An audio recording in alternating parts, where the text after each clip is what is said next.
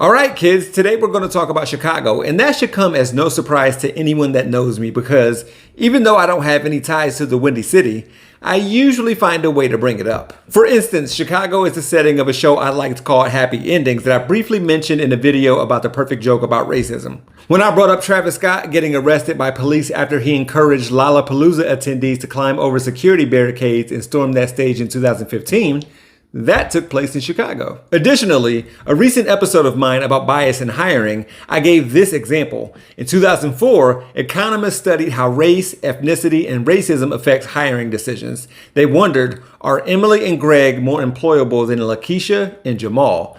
Names and qualities were randomly assigned to resumes, and they were sent to over 1,300 employment ads in Boston and Chicago.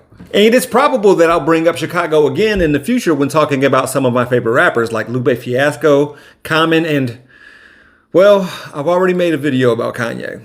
With that said, what I hear about Chicago the most on the news, online, or on social media from the likes of politicians and pundits who accidentally on purpose don't go into detail is gun violence, black on black crime in particular, and more recently, due to the mass shootings in Buffalo, New York and Uvalde, Texas, gun laws. As they say, Chicago has some of the strictest gun laws in the country and crime is still out of control. So today I'm going to focus on three things: where the guns in Chicago come from, corruption, and mental health. Because as you'll see today, this country doesn't wonder about if black people who shot people were bullied or have a high ACE score. Before I continue, in its 2021 annual report on state gun laws, the Giffords Law Center to Prevent Gun Violence gave Illinois an A-.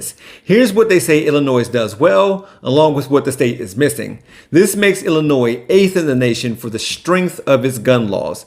California, New York, Connecticut, and New Jersey were among states that ranked higher. Now, of the states that ranked higher than Illinois, or were at least at their level, Wisconsin, Iowa, Missouri, Kentucky, and Indiana, more on that state in a second, also known as the 5 states surrounding Illinois, weren't one of them. You're seeing this right. 3 Fs, a C-, and a D- respectively. So, can you imagine where the guns in Chicago are coming from? The University of Chicago's Kimberly Smith is a researcher and expert on underground gun markets who's looked at ways to reduce the city's violence. She estimates 40% of firearms recovered here in Chicago were actually purchased in the suburbs and other parts of Illinois, and the remaining 60% were bought out of state, with Indiana, Mississippi, and Wisconsin the top suppliers. Analyzing available gun traces between 2013 and 2016, federally licensed Illinois dealers primarily located in suburban Cook County were the original point of purchase for approximately 2 out of every 5 crime guns recovered in Chicago. Private gun sales in Indiana don't require background checks, a waiting period, or even a record of the transaction. I mean, Cook County sued West 4th Sports Inc. of Gary, Indiana because their guns kept ending up in the hands of Chicago gangs.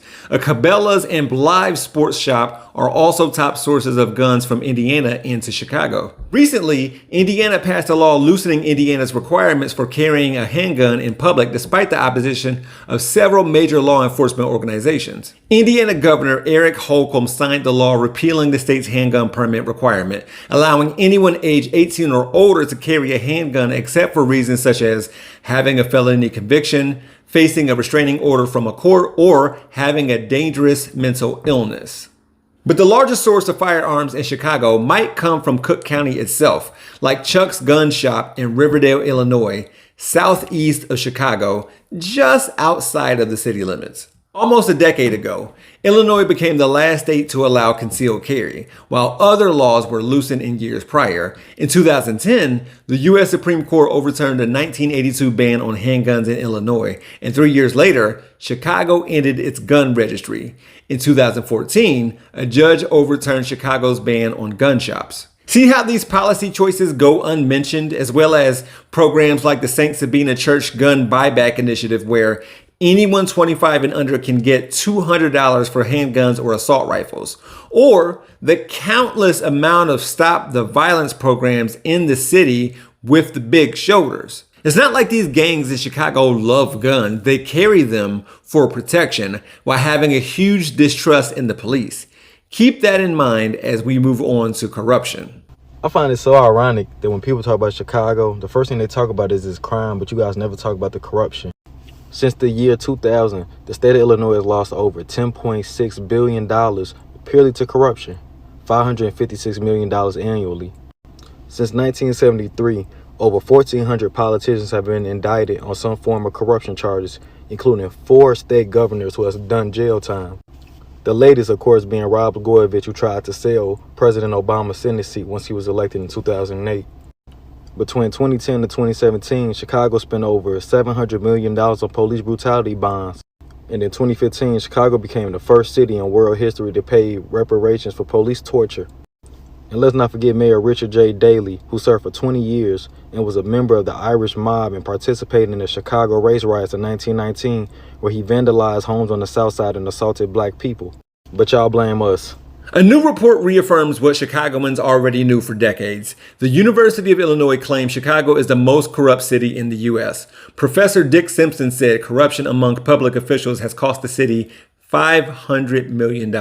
While California, Texas, Florida, and New York each have more public corruption convictions than Illinois, their populations are larger than Illinois's, and therefore they rank lower on a per capita basis. Pennsylvania's rank is lower, both because its total number of convictions is lower and its total population is larger. Per capita rates.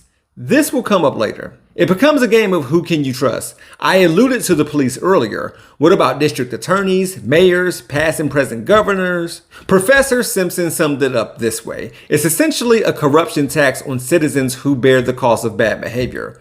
Police brutality, bogus contracts, bribes, theft, and ghost payrolling, to name a few, and the cost needed to prosecute it.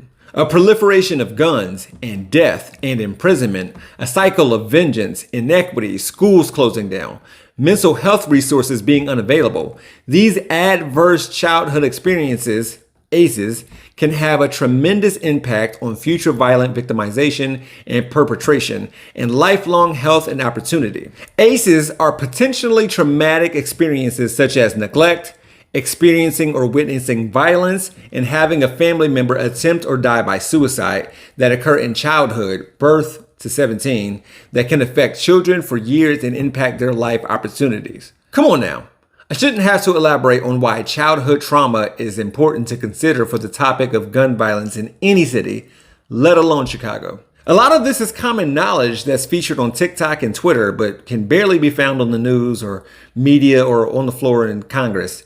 Things that are important to be aware of and acknowledge when talking about Chicago. The lone wolf, isolated, bullied kid, as they've described it, somehow can't be found in Illinois. Oh, and black people in Chicago don't even need a human person police officer to know racial disparities. A recent study presented by ProPublica not only revealed that Chicago's race-neutral traffic cameras ticket black and Latino drivers the most, but it may be because of environmental issues in black communities.